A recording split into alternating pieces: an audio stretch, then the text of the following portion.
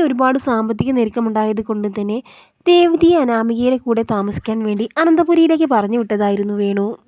അങ്ങനെ ദേവ്യാനി രേവതിയോട് പറയുന്നുണ്ട്, അല്ല രേവതി, നീ സ്ഥിരമായി ഇവിടെ വന്ന് താമസിച്ചാൽ നിന്റെ ഭർത്താവിൻ്റെ കാര്യങ്ങളെല്ലാം ആര് നോക്കും? അതൊന്നും എനിക്ക് പ്രശ്നമില്ല ദേവേച്ചി. ഞാനിവിടെ വന്നിരിക്കുന്നത് എൻ്റെ മകളുടെ കാര്യങ്ങൾ നോക്കാൻ വേണ്ടിയാണ്. ഞാൻ എൻ്റെ മകളുടെ അടുത്തില്ലാത്തത് കൊണ്ടാണ് ആ നന്ദു എന്ന് പറയുന്നവൾ എൻ്റെ മകളെ ഇവിടെ വന്ന് അടിച്ചത്.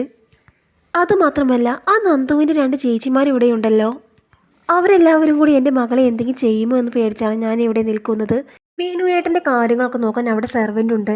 അതുകൊണ്ട് കുറച്ച് ദിവസം ഞാൻ ഇവിടെ നിൽക്കുകയാണ് എന്നൊക്കെ പറയുകയാണ് രേവതി.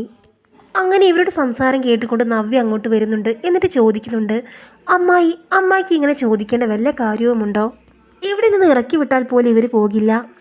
ആ അനാമികയെ തന്നെ സഹിക്കാൻ ഇവിടെ എന്തൊരു ബുദ്ധിമുട്ടാണ്. പിന്നെ അവളുടെ വീട്ടുകാരുടെ കാര്യം പറയണ്ടല്ലോ എന്നൊക്കെ പറഞ്ഞ് ദേഷ്യപ്പെടുകയാണ് നവ്യ. ആ സമയം അനാമിക കലി തുള്ളിക്കൊണ്ട് പറയുന്നുണ്ട്, എടി നിന്റെ അമ്മ കനകദുർഗ നിന്നെ നോക്കാനെന്ന് പറഞ്ഞ് എത്ര ദിവസം വന്ന് നിൽക്കാറുണ്ട്. അതുകൊണ്ട് തന്നെ എൻ്റെ അമ്മ എന്നെ നോക്കാൻ ഇങ്ങോട്ട് വന്നിട്ടുണ്ടെങ്കിൽ നിനക്ക് എന്താണ് പ്രശ്നം? മാത്രമല്ല എൻ്റെ അമ്മ ഇങ്ങോട്ട് വന്നതിൽ എൻ്റെ അമ്മായിമ്മയ്ക്കും ഭർത്താവിനോ ആർക്കും പ്രശ്നമില്ല. പിന്നെ നിന്റെ പ്രശ്നം നോക്കേണ്ട ആവശ്യമില്ല എന്നൊക്കെ അനാമിക പറയുന്നുണ്ട്. അപ്പോൾ ദേവ്യാനി പറയുന്നുണ്ട്, ആയിക്കോട്ടെ അനാമികയെ, നിന്റെ അച്ഛനും അമ്മയും ഇവിടെ വന്ന് താമസിച്ചോട്ടെ, ഞങ്ങൾക്ക് യാതൊരു പരാതിയുമില്ല. പക്ഷേ ഇവിടെ മറ്റു മരുമക്കളും താമസിക്കുന്നുണ്ട്, നിങ്ങൾ കാരണം അവർക്കൊരു ബുദ്ധിമുട്ടും ഉണ്ടാകരുത് എന്നൊക്കെ പറയുകയാണ് ദേവ്യാനി. പിന്നീട് കാണിക്കുന്നത് ആദർശ നയനി ഓഫീസിൽ നിന്ന് തിരിച്ചു വരികയാണ്. രണ്ടുപേരും ഒരുമിച്ച് വരുന്നത് കാണുമ്പോൾ അനാമികയ്ക്കാണെങ്കിൽ ദേഷ്യം വരുന്നുണ്ട്. എന്നിട്ട് അനാമിക അനിയോട് പറയുന്നുണ്ട്, എടാ അനി, നീ ഇത് കാണുന്നില്ലേ? എൻ്റെ ഏട്ടൻ്റെ ഏട്ടത്തിയമ്മയും ഓഫീസിൽ നല്ല പദവിയിലാണ് നിൽക്കുന്നത്. രണ്ടുപേരും ഓഫീസിൽ നിന്ന് ഒരുമിച്ച് വരുന്നത് നീ കാണുന്നില്ലേ? ആദർശേട്ടൻ്റെ അതേ സ്ഥാനം തന്നെയാണ് നയനയ്ക്ക് ഓഫീസിൽ കൊടുത്തിരിക്കുന്നത്. ഞാൻ നിൻ്റെ ഭാര്യയാണെന്ന് പറഞ്ഞിട്ട് എന്താണ് കാര്യം? എനിക്ക് ഓഫീസിലാണെങ്കിലും ഈ വീട്ടിലാണെങ്കിലും ഒട്ടും സ്ഥാനമില്ല. നീ ഒന്ന് മനസ്സ് വെച്ചാൽ ഓഫീസിൽ വീട്ടിൽ എനിക്ക് സ്ഥാനമുണ്ടാവും. നീ എനിക്ക് വേണ്ടി അതെങ്കിലും ഒന്ന് ചെയ്തു താ എന്നൊക്കെ പറയുകയാണ് അനാമിക. അത് കേട്ട് അനി പറയുന്നുണ്ട്, അതെ, കണ്ടവരെ ഒന്നും ഓഫീസിൽ ജോലിക്ക് എടുക്കാൻ പറ്റില്ല. അത് മൂർത്തിസ് ജ്വല്ലറിയാണ്. ഒരുപാട് കഴിവുള്ളവരെ മാത്രമേ മൂർത്തിസ് ജ്വല്ലറി സ്റ്റാഫായിട്ട് എടുക്കാൻ പറ്റുകയുള്ളൂ. നിനക്ക് ഒരു കഴിവുമില്ല, അതെനിക്ക് ആദ്യമേ അറിയാവുന്ന കാര്യമാണ് എന്നൊക്കെ പറയുകയാണ് അനി. നിനക്ക് എന്തായാലും വീട്ടിൽ തന്നെ ഇരിക്കാനുള്ള യോഗമേ ഉള്ളൂ, നിനക്ക് അതാണ് നല്ലത് എന്ന് പറഞ്ഞ് അനി അവിടെ നിന്ന് പോവുകയാണ്. അനിയുടെ വാക്കുകൾ കേട്ട് അനാമിക്ക് വല്ലാത്ത ദേഷ്യം വരുന്നുണ്ട്. മാത്രമല്ല നയനയോടുള്ള ദേഷ്യം വർദ്ധിക്കുകയും ചെയ്യുന്നുണ്ട്.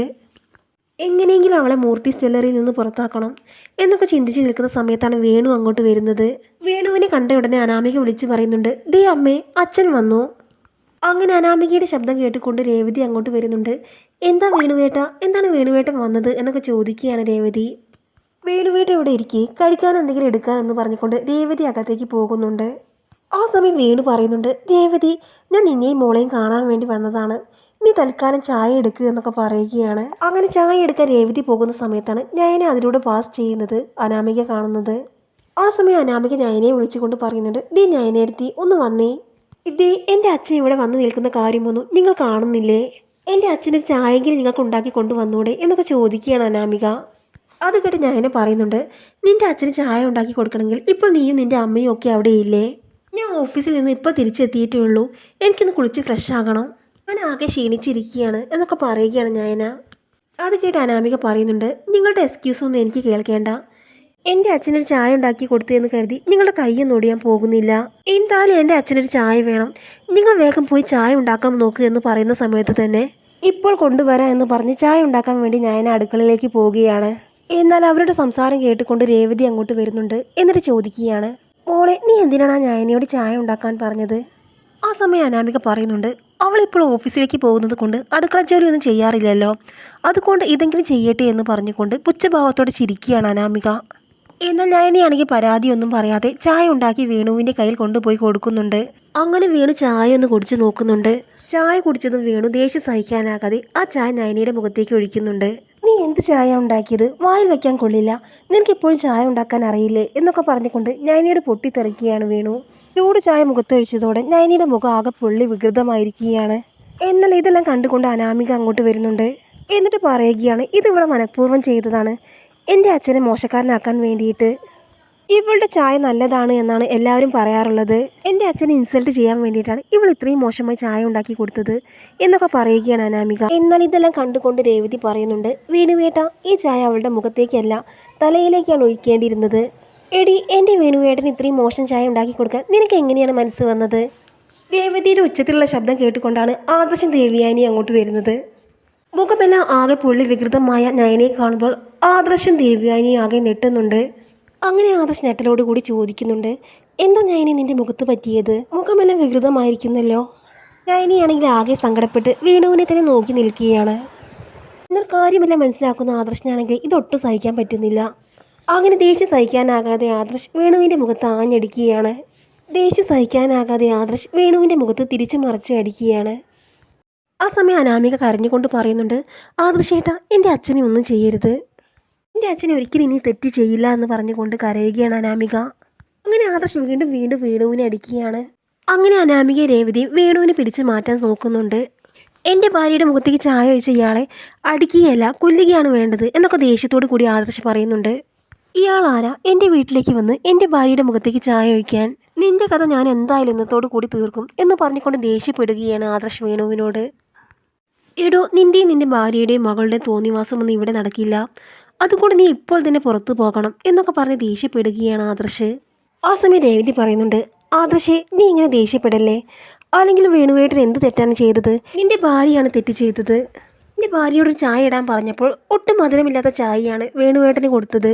വേണുവേട്ടനെ ഇൻസൾട്ട് ചെയ്യാൻ വേണ്ടിയിട്ടാണ് അവൾ മധുരമില്ലാത്ത ചായ ഇട്ട് കൊടുത്തത്. അതുകൊണ്ട് നിന്റെ ഭാര്യയാണ് തെറ്റ് ചെയ്തത് എന്ന് പറയുകയാണ് രേവതി. ആ സമയം ഞാൻ പറയുന്നുണ്ട്, അയ്യോ ആദർശേട്ടാ, ആ കാര്യം എനിക്ക് അറിയില്ലായിരുന്നു. അനാമികയുടെ അച്ഛന് ഷുഗർ ഉള്ളത് കൊണ്ടാണ് മധുരമില്ലാത്ത ചായ ഇട്ട് കൊടുത്തത്. ഇന്നലെ ഇത് കേൾക്കുന്ന സമയത്ത് അനാമിക ചോദിക്കുന്നുണ്ട്, ആർക്കാടി ഷുഗർ ഉള്ളത്? എൻ്റെ അച്ഛന് അതിന് മാത്രം പ്രായമായിട്ടൊന്നുമില്ല എന്നൊക്കെ പറഞ്ഞ് ദേഷ്യപ്പെടുകയാണ് അനാമിക. ഇവൾ ഒട്ടും കൊള്ളാത്ത ചായ ഇട്ട് കൊടുത്തത് കൊണ്ടാണ് എൻ്റെ അച്ഛൻ ഇവളുടെ മുഖത്തേക്ക് ചായ ഒഴിച്ചത്. വയസ്സിന് മൂത്തവരെ അടിക്കാൻ പറ്റുമോ ആദർശേട്ടാ എന്നൊക്കെ ചോദിക്കുകയാണ് അനാമിക. ഇതൊട്ടും എനിക്ക് അംഗീകരിക്കാൻ പറ്റാത്ത കാര്യമാണ് എന്ന് പറഞ്ഞുകൊണ്ട് അനാമിക ചുമ്മാ പ്രശ്നമുണ്ടാക്കുകയാണ്. എന്നാൽ ഇതെല്ലാം കണ്ടുകൊണ്ടിരിക്കുന്ന ദേവയാനിക്കാണെങ്കിൽ ആകെ ദേഷ്യം വരികയാണ്. ദേവയാനിക്ക് ഇപ്പോൾ ജീവനെ പോലെയാണ് നയന. അങ്ങനെ ഇതെല്ലാം കണ്ടുകൊണ്ട് ഒട്ടും സഹിക്കാനാകാതെ ദേവയാനി പറയുന്നുണ്ട്, അനാമിക്ക് ഇനി ഒരു അക്ഷരം നീ മിണ്ടിപ്പോകരുത്. സ്വന്തം ഭാര്യയോട് ഇങ്ങനെയൊക്കെ ചെയ്താൽ ഏത് നട്ടലുള്ള ആണാണെങ്കിലും പ്രതികരിച്ചു പോകും. ഞാൻ ആദർശിൻ്റെ ഭാര്യയാണ്. അവളെ ഒരിക്കലും വേലക്കാരിയാക്കാൻ വേണ്ടിയിട്ടല്ല ഇങ്ങോട്ട് കൂട്ടിക്കൊണ്ടു വന്നത്. ഞാൻ നിങ്ങളുടെ ആരുടെയും അടിമയൊന്നുമല്ല. നിന്റെ അച്ഛൻ ചെയ്ത ക്രൂരതയ്ക്ക് ചെരുപ്പെടുത്ത് അയാളെ അടിക്കുകയാണ് വേണ്ടത്. അത് ഞങ്ങൾ ചെയ്യാത്തത് ഞങ്ങളുടെ സംസ്കാരം. ഞാനിപ്പോൾ അനിയെ ഓർത്ത് മാത്രമാണ് നിങ്ങളെ വെറുതെ വിടുന്നത്. ഇങ്ങേർക്ക് ചായ വേണമെങ്കിൽ നീ അങ്ങ് ഉണ്ടാക്കി കൊടുക്കണം രേവതി. എടോ വേണു, നിങ്ങൾക്ക് ചായ വേണമെങ്കിൽ നിങ്ങളുടെ ഭാര്യയുടെ മകളോട് പറഞ്ഞൂടെ, അല്ലാതെ എൻ്റെ മരുമകളെയല്ല അതിന് വിളിക്കേണ്ടത് എന്നൊക്കെ പറഞ്ഞ് ദേഷ്യപ്പെടുകയാണ് ദേവയാനി. എന്നാൽ ഇത് കേൾക്കുന്ന വേണു പറയുന്നുണ്ട്, ആദർശിൻ്റെ അമ്മ കുറച്ചും കൂടി മാന്യമായി സംസാരിക്കണം. എന്നെ തല്ലുമെന്നല്ലേ നിങ്ങൾ പറഞ്ഞതിൻ്റെ അർത്ഥം? ഞാനിവിടെ ഗസ്റ്റായിട്ട് വന്നതല്ലേ, അതുകൊണ്ട് തന്നെ നിങ്ങളുടെ മരുമകളോടൊരു ചായ ഉണ്ടാക്കി തരാൻ പറഞ്ഞു. അതത്ര വലിയ തെറ്റായ കാര്യമൊന്നുമല്ല. ഇവിടുത്തെ മൂത്ത മരുമകളാണ് നയന, അതുകൊണ്ട് അതിഥികളെ സ്വീകരിക്കേണ്ടതും ഇവൾ തന്നെയാണ്. അത് കേട്ട് രേവതി പറയുന്നുണ്ട്, അങ്ങനെ ചിന്തയുണ്ടെങ്കിൽ വേണു അതങ്ങ് മാറ്റി വെച്ചേക്ക്. നിങ്ങളെ സൽക്കരിക്കേണ്ട കാര്യമൊന്നും എൻ്റെ മരുമകൾക്കില്ല. നയനയിട്ട ചായ ഇഷ്ടമില്ല എങ്കിൽ അത് നിങ്ങൾ കുടിക്കാൻ പാടില്ലായിരുന്നു, അല്ലാതെ എൻ്റെ മരുമകളുടെ മുഖത്തേക്ക് ഒഴുക്കിയല്ല ചെയ്യേണ്ടത്. എൻ്റെ മരുമകൾ ഉണ്ടാക്കുന്ന ചായയ്ക്ക് ഒരു കുഴപ്പവുമില്ല. നിങ്ങളുടെ മകൾ ഉണ്ടാക്കുന്ന ചായ വായി വയ്ക്കാൻ കൊള്ളില്ല. അതുകൊണ്ട് ഇനി അനാമിക ചായ ഉണ്ടാക്കുന്ന സമയത്ത് ഈ ചായ അവളുടെ മുഖത്തേക്ക് തിരിച്ചൊഴിക്കട്ടെ എന്നൊക്കെ പറയുകയാണ് ദേവയാനി. എന്നാൽ ദേവയാനിയുടെ വാക്കുകൾ കേട്ട് ഒന്നും ഇടാനാക്കാതെ തല താഴ്ത്തി നിൽക്കുകയാണ് വേണു, രേവതി, അനാമികയും. നയനെ, നിന്റെ മുഖമെല്ലാം ആകെ വികൃതമായിരിക്കുന്നു, നമുക്ക് ഹോസ്പിറ്റലിൽ പോകാം എന്ന് പറഞ്ഞുകൊണ്ട് ആദർശ് നയനെയും കൂട്ടി ഹോസ്പിറ്റലിലേക്ക് പോവുകയാണ്. അങ്ങനെ ആദർശിനെയും നയനെയും നോക്കി വേദനയോട് കൂടി നോക്കി നിൽക്കുകയാണ് ദേവയാനി. എൻ്റെ മരുമകളോട് ഇങ്ങനെ ചെയ്താൽ ഇവരെ ഒരിക്കലും വെറുതെ വിടാൻ പാടില്ല എന്നൊക്കെ മനസ്സിൽ ചിന്തിക്കുകയാണ് ദേവയാനി. ആദർശം നയനെയും പോയ സമയത്ത് ദേവയാനി പറയുന്നുണ്ട്, അതെ, അനിമോൻ്റെ ജീവിതം ഓർത്ത് മാത്രമാണ് ഞാനിപ്പോൾ നിങ്ങളെ വെറുതെ വിടുന്നത്. ദേവയാനി പറയുന്നത് കേട്ട് ആകെ പേടിച്ച് നിൽക്കുന്ന അനാമികയും രേവതിയും വേണുവിനെയും കാണിച്ചുകൊണ്ടാണ് ഈ എപ്പിസോഡ് അവസാനിക്കുന്നത്.